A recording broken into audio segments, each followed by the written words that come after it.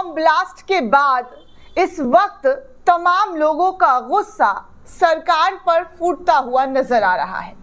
लेकिन इन्हीं गुस्सों के बीच दोस्तों कुछ ऐसी दर्दनाक तस्वीर दिखाई और सुनाई दी जा रही है, जिससे एक बार फिर से सरकार से ये सवाल पूछना तो बनता है कि क्या आप इतने निर्दयी हो चुके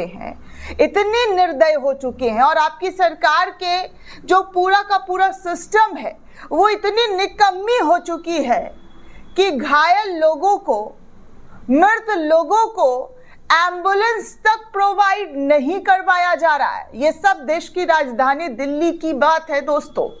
कल एक बड़ा ब्लास्ट हुआ और ब्लास्ट के बाद लगातार जांच पड़ताल की जा रही है। इसके पीछे का मास्टरमाइंड कौन है, कैसे है, क्या हुआ, क्या नहीं हुआ, तमाम तरीके के सवाल जो है खड़े हो रहे हैं। क्योंकि देश की राजधानी जब सुरक्षित नहीं है तो बाकी जगहों की तो बात आप छोड़ दीजिए कि बाकी जगहों पर क्या और किस तरीके से जो है लोगों को सुरक्षा मिलता होगा। क्योंकि यहाँ पर बात जिम्मेदारी की है। जी हाँ, यहाँ पर बात जिम्मेदारी की है और उस जिम्मेदारी को लेने वाला केंद्र में कोई भी नहीं है। जिनके एक इशारे पर पुलिस प्रदर्शनकारियों को डिटेन कर लेती है, एक इशारे पर हिरासत में ले लिया जाता है, जेल की सलाखों के पीछे पहुंचा दिया जाता है, एफआईआर दर्ज हो जाता है। उनके रहते हुए, उनके पुलिस के रहते हुए नील बटा सन्नाटा, लोगों की जान गई दोस्तों। हम और आप कोई कीड़े मकोड़े नहीं हैं। इन सरकार को जान लेना चाहिए कि आप जो जनता को कीड़ा मकोड़ा समझ रहे हैं, हम कीड़ा मकोड़ा नहीं है। हम इस देश के नागरिक हैं और इस देश के नागरिक होने के नाते हमने आपको वोट किया है।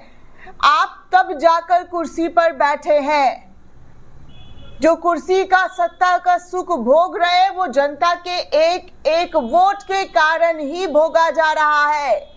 और आज जनता कैसे मर रही है, कैसे बार बार लाशें गिर रही हैं, ये सरकार बताएगी, जिम्मेदारी लेगी या नहीं लेगी। पिछली सरकारों में तो जिम्मेदारी लिया जाता था दोस्तों, इस्तीफे होते थे।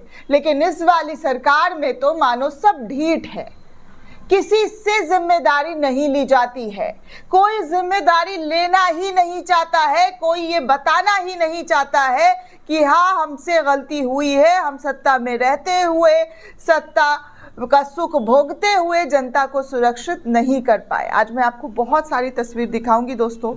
कल रात मैं वहीं पर मौजूद थी और मैंने वो तमाम चीज़ें देखी कि क्या और किस तरीके से परिवार के लोग, जो एक दो लोग थे जो अपने परिवार को ढूंढते हुए अस्पताल पहुंचे थे और उसके बाद भी उनको बताया नहीं जा रहा था कि क्या है क्या नहीं है। उनके कंप्लेंट्स थे दोस्तों। आप हमारे चैनल पर वो खबर देखिएगा, हम आपको दिखाएंगे भी। लेकिन अभी जो नया अपडेट, नई जानकारी सामने आई है वो आपके सामने एक एक करके रखूंगी और ये भी बताऊंगी कि देश में ब्लास्ट हुआ है और हमारे प्रधानमंत्री निकल पड़े हैं विदेशी यात्रा करने के लिए। जी हाँ, विदेश यात्रा करने पहुंच चुके हैं क्योंकि हमारे प्रधानमंत्री नरेंद्र मोदी को विदेश में यात्रा करना, भूटान की यात्रा करने के लिए निकल चुके हैं। अब आप सोच सकते हैं कि हमारे प्रधानमंत्री जी देश उनके लिए इम्पोर्टेंट है या विदेशी यात्रा उनके लिए इम्पोर्टेंट है। क्योंकि जब जब ब्लास्ट होता है हमारे प्रधानमंत्री इधर उधर रहते हैं। कभी रैली करते हुए नजर आते हैं तो कभी कुछ करते हुए नजर आते हैं, कभी ये हो रहा है वो हो रहा है, लेकिन जिम्मेदारी ना के बराबर।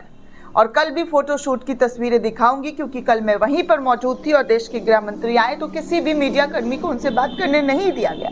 लेकिन ये कौन सा कैमरा है जहाँ पर अमित शाह की तस्वीरें, वीडियो सब आ जाती हैं, एकदम चमकता हुआ कुर्ता पहन के, सफ़ेद कुर्ता, कि वो देखिए अमित शाह आए, पुलिस प्रशासन से बातचीत कर रहे हैं। लेकिन मीडिया वालों से बात करने से वो घबरा रहे हैं। हालांकि गोदी मीडिया उनसे क्या ही सवाल पूछेगा, ये तो मैं सोच करके उस वक्त ही परेशान हो रही थी कि ये लोग क्या पूछेंगे। क्योंकि वहाँ पर मैं देख रही थी चित्रा हो, श्वेता सिंह हो, ये सब अब सुरक्षा के कड़े इंतजाम हो गए, अब सुरक्षा के कड़े इंतजाम हो गए। नरेंद्र मोदी पल पल की अपडेट ले रहे हैं, अमित शाह पल पल की जानकारी ले रहे हैं। अरे जब जानकारी लेनी थी, जब लोगों की जान गई थी, जब आपको देश के नागरिकों को सुरक्षा प्रदान करना था, तब आप कहाँ थे? तब आपकी पल पल की सुरक्षा एजेंसी कहाँ थी? तब आप लोग कहाँ खोए हुए थे? क्या सिर्फ और सिर्फ चुनाव इंपॉर्टेंट है आपके लिए? देश की आवाम इंपॉर्टेंट नहीं है? देश के लोग इंपॉर्टेंट नहीं है? उनकी सुरक्षा इंपॉर्टेंट नहीं है? नहीं है दोस्तों, क्योंकि चीख चीख कर मेरा गला सूख जाएगा, मेरी आवाजें फट जाएंगी, लेकिन जवाबदेही कोई तय नहीं करेगा। जो असली मुद्दा, जो असली जवाब है, वो सरकार से पूछने वाले ना ये मीडिया वाले हैं और ना ही, जी हाँ, ये जो आपको दिखा रहे हैं पल पल की अपडेट, पल पल की जानकारी, वो कोई आपको मेन सवाल, मेन मुद्दा नहीं पूछेगा। जिम्मेदारी किसकी तय होती है ये नहीं पूछेगा, इस्तीफे की मांग ये नहीं करेगा। चलिए अब आपको एक एक तस्वीर दिखा दूं। सीसीटीवी फुटेज नया इस वक्त सामने आया है ब्लास्ट वाली जगह का, जहां पर बताया जा रहा है कि हाथ लहराया, गाड़ी से 1 मिनट भी नहीं निकला, धमाके वाली कार में बैठे संदिग्ध का सीसीटीवी वीडियो जो है वायरल हुआ है। दोस्तों, दिल्ली के लाल किले के पास कल सफेद हुंडई 100 यानी कि i20 कार में भीषण बम धमाके ने पूरे देश को हिला दिया। इस हमले में 8 लोगों के मारे जाने की अभी तक खबर निकलकर सामने आई है। 20 लोग बुरी तरीके से घायल हैं। पुलिस ने इसे आतंकी हमला मानते हुए यूएपीए के तहत केस भी दर्ज कर लिया है। जिस कार में ये धमाका हुआ उसका सीसीटीवी वीडियो जो है, फुटेज जो वो सामने आए, जिस कार में बैठे संदिग्ध नजर आ रहे थे। संदिग्ध की एक्टिविटी भी काफ़ी हैरान कर देने वाली थी, क्योंकि सीसीटीवी फुटेज से पता चलता है कि प्लेट हरियाणा का 26 CE 7674 वाली ये कार कल दोपहर 3:19 पर लाल किले की पार्किंग में दिखी थी। शाम 6:30 बजे तक ये वहीं खड़ी रही। सूत्रों के मुताबिक ड्राइवर ने कार से एक बार भी बाहर कदम नहीं रखा, वो लगातार कार के अंदर ही बैठा रहा। पुलिस को 1 मिनट का सीसीटीवी फुटेज वीडियो मिला है, जिसमें कार बदरपुर बॉर्डर से गुजरते हुए साफ दिख रही है। एक अन्य सीसीटीवी वीडियो में भी ड्राइवर का हाथ खिड़की से बाहर निकला हुआ है और एक अन्य तस्वीर में वो नीले काले टी-शर्ट में नजर आ रहा है। पुलिस अब कार के पूरे रूट की जांच कर रही है, किधर से आया है, कैसे आया है। जो वीडियो फुटेज दोस्तों आया एक्सक्लूसिव हम आपको बता रहे हैं, जो हाथ लगा है वो हम आपको दिखा रहे हैं। रेड फोर्ट मेट्रो स्टेशन के पास यानी कि लाल किले के पास शाम के 6:52 के बाद जो है जोरदार धमाका हुआ। कार की पूरी जो है कुछ निशान, नामो निशान नहीं मिला, पूरी तरीके से ब्लास्ट हो गया। लाशें और शरीर के टुकड़े चारों तरफ इधर उधर बिखरे हुए नजर आए। कुछ मिनटों में पुलिस और एम्बुलेंस मौके पर पहुंची और सभी घायल को लोक नारायण अस्पताल में पहुंचाया गया। दोस्तों, आपको बता दें कि एनडीटीवी के एक रिपोर्ट के मुताबिक कार का मालिक कश्मीर के पुलवामा का डॉक्टर उमर मोहम्मद बताया जा रहा है। वो एक व्हाइट कॉलर आतंकी मॉड्यूल का सदस्य था। ठीक 50 किलोमीटर दूर फरीदाबाद में 2900 किलो विस्फोटक भी बरामद हुए थे। जब पुलिस ने मॉड्यूल के 2 डॉक्टर मुजम्मिल शकील और आदिल राठौर को गिरफ्तार किया तो उमर घबरा गया। सूत्रों का दावा है कि घबराहट में ही उसने लाल किले के पास बम को ट्रिगर कर दिया। इस तरीके की बातें जो है वो कही जा रही है। हालांकि अभी रिपोर्ट, जांच, तमाम चीज़ें चल रही है कि क्या और किस तरीके की चीज़ें दिखाई और सुनाई दे रही है। अब चलिए कुछ तस्वीरें आपको अस्पताल के सामने दिखा दूं। दोस्तों, यहाँ पर लोगों के ज़रिए शेयर किया जा रहा है कि देखिए कैसे जो है सरकार के लोग को शर्म से डूब मरना चाहिए। हॉस्पिटल के सामने, लोक नारायण हॉस्पिटल के सामने जो है फैमिलीज़ को, जो जिन लोगों के परिवारजनों को खोया है, अभी तक तो बहुत सारे लाशों का शिनाख्त भी नहीं हो पाया है दोस्तों, लेकिन जिनका शिनाख्त हुआ है, जो लोग वहाँ पर मतलब हैं, जो जिन लोगों को मालूम चला है वो लोग पहुँचे हैं, तो वो लोग दोस्तों, उन लोगों को एम्बुलेंस तक प्रोवाइड नहीं किया गया है।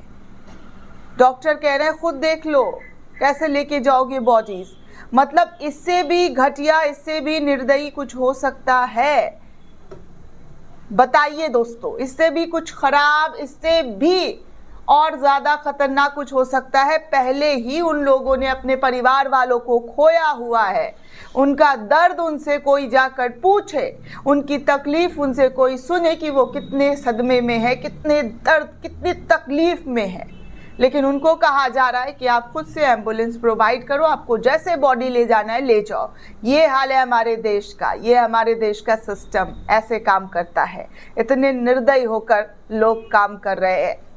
आगे देखिए, खबर आ रही है कि मोहम्मद सलमान ने कार देवेंद्र को बेची थी। दरअसल दोस्तों, एनडीटीवी इंडिया के हवाले से एक रिपोर्ट आई है, उसको शेयर करते हुए निधि सिंह राठौर ने लिखा है कि गुरुग्राम की गाड़ी हरियाणा नंबर की जो थी HR26 number I-20 car Mohammad Salman के नाम पर थी। गुरुग्राम पुलिस को दिल्ली पुलिस से मिली जानकारी के आधार पर मोहम्मद सलमान को डिटेन करते हुए पूछताछ की गई है। पूछताछ में मोहम्मद सलमान ने बताया कि उसने अपनी कार अभी 1.5 साल पहले दिल्ली के ओखला निवासी देवेंद्र को बेची थी। मतलब गुत्थी दर गुत्थी जो है सुलझती हुई नजर नहीं आ रही है। कभी नदीम का नाम, कभी सलमान का, और अब देवेंद्र का नाम निकलकर सामने आया है। बहुत मिस्टीरियस स्टोरी बनती हुई नजर आ रही है। खैर, दिल्ली पुलिस और तमाम जांच एजेंसियों का काम है कि पूरा जांच पड़ताल करते हुए वो तमाम बातें, वो तमाम सच देश के सामने लाकर रखे कि आखिर ये हुआ कैसे। अब देखिए, खबर ये है कि दिल्ली में ब्लास्ट के समय घटनास्थल से कुछ दूर पर यूट्यूब चैनल का एक रिपोर्टर लोगों से बातचीत कर रहा था। बातचीत के दौरान अचानक धमाका होता है। रिपोर्टर के साथ ही आसपास के लोग दहल जाते हैं। मार्केट और घरों की खिड़की के दरवाजे हिल जाते हैं। अफरा तफरी का माहौल हो जाता है। चीख पुकार मच जाती है। लोग इधर उधर भागने लग जाते हैं। लेकिन कैमरे की नज़र में ना ही कहीं आग नज़र आती है और ना ही कहीं धुआं। इसका मतलब है कि ये धमाका कम से कम आधा से 1 किलोमीटर दूर हुआ होगा। ब्लास्ट सीसीटीवी एक्सप्लोजिव की क्षमता बता रही है या नहीं, ये साफ तौर पर नज़र आ रहा है। अब देखिए, हमारे प्रधानमंत्री क्या कर रहे हैं। बिहार विधानसभा चुनावों में आज दूसरे दिन का अंतिम चरण वोटिंग है। सभी मतदाताओं से अपील कर रहे हैं कि भैया वोट दीजिए। मतलब वोट सबसे ज़्यादा इम्पॉर्टेंट है। हमारे नीतीश कुमार भी वोट करने की अपील कर रहे हैं। लोगों की जान गई है, उनके बारे में जानने की कोशिश तो छोड़िए, उनके बारे में कोई बातचीत नहीं हो रही है। ये देश के बड़े बड़े नेता है जो कुर्सी से चिपक कर बैठे हुए हैं। आगे देखिए, आप सभी साथी इन घटनाक्रम को देखिए। धीरेन्द्र शास्त्री की हिंदू राष्ट्र बनाने की यात्रा शुरू। फरीदाबाद में धीरेन्द्र शास्त्री द्वारा एक मस्जिद के सामने धर्म विशेष के खिलाफ धर्म विरोधी नारे लगाए गए। फरीदाबाद में एक व्यक्ति के पास से 3000 किलो RDX बरामद होता है। दिल्ली के लाल किला के गेट नंबर 1 पर धमाका होता है। 10 से प्लस लोगों की जान जाने की खबर आती है। क्या देश को जानबूझकर मिडिल ईस्ट बनाने की तैयारी चल रही है? क्योंकि जिस तरीके से धीरेन्द्र शास्त्री जैसे लोग नारेबाजी लगा रहे हैं, ऐसे लोगों को तो पहले ही फुर्सत में दोस्तों डिटेन करना चाहिए और जेल की सलाखों के पीछे भेजना चाहिए। क्योंकि देश का माहौल ख़राब करने में इन लोगों का हाथ कम नहीं है। देश में नफरत, घृणा और विवादित बयान देने का इन लोगों का एक लंबा फहरिस्त है। अरे आप बाबा बनते हैं तो साधु संत की तरह काम कीजिए ना, लेकिन नहीं, आप काम करते हैं उन लोगों की तरह जो सिर्फ और सिर्फ देश में नफरत खोलने का काम करते हैं। तो ये तमाम चीज़ें दोस्तों एक एक करके निकल कर सामने आ रही है। सवाल बहुत सारे हैं। प्रधानमंत्री क्यों चले गए? अब एक फ़ोटो आ गया, देखिए INC न्यूज़ के हवाले से शेयर किया गया। लिखा कि आ गए फ़ोटोशूट करवाने। जब तक ये इंसान गृह मंत्री रहेंगे, देश का भी सुरक्षित नहीं रहेगा। क्योंकि इनका एक ही मकसद है कि किसी तरीके से चुनाव जीतो। ये पिछले 1 महीने से बिहार में डेरा डाले हुए थे। जब घटना घट गई तब फ़ोटोशूट करवाने के लिए इन लोगों को जान से किसी के कोई मतलब नहीं है और फोटोशूट करवाना ही इनका मुख्य मोटिव है। देखिए, एक सुमित चौहान नाम के पत्रकार, उन्होंने सवाल उठाते हुए लिखा कि दिल्ली में इंदिरा गांधी इंटरनेशनल एयरपोर्ट पर 2 दिन पहले 800 से ज़्यादा उड़ानें बाधित हुई। जांच में पता चला कि ये सिर्फ तकनीकी खराबी थी, बल्कि GPS सिग्नल से छेड़छाड़, जैमिंग या स्पूफिंग की आशंका है। यानी किसी ने जानबूझकर ऐसे फेक GPS सिग्नल भेजे जिससे विमानों की पोजीशन गलत दिखने लगी। पायलटों को रनवे की जगह खेत दिखाई देने लगा और ऊंचाई के आंकड़े भी बदल गए। ये मामला बहुत खतरनाक है। GPS स्पूफिंग कोई मामूली तकनीकी गड़बड़ी नहीं है। ये एविएशन टेररिज्म के दायरे में आता है। दूसरा सवाल ये उठता है कि इससे सैकड़ों यात्रियों की जान खतरे में पड़ सकती थी। तीसरा सवाल ये है कि अगर पायलट्स ने समझदारी से मैनुअल कंट्रोल पर शिफ्ट ना किया होता तो विमान दुर्घटनाएं हो सकती थी। चौथा सवाल ये है कि ये घटना देश के सबसे सुरक्षित और मॉनिटर किए गए एयर स्पेस दिल्ली में हुई, जो सीधे सीधे राष्ट्रीय सुरक्षा एजेंसियों की विफलता की ओर इशारा करता है। अब सवाल तो उठना ज़रूरी है दोस्तों, सवाल लाजिम है और बहुत सारे सवाल इस वक्त लोगों के मन में, जहन में उठ रहे हैं। आपको हम तमाम पल पल की जानकारी, पल पल की रिपोर्ट आपको अपने चैनल पर मिलती रहेगी। चैनल को ज़्यादा से ज़्यादा लाइक, शेयर और सब्सक्राइब करना बिल्कुल भी ना भूलें। शुक्रिया दोस्तों।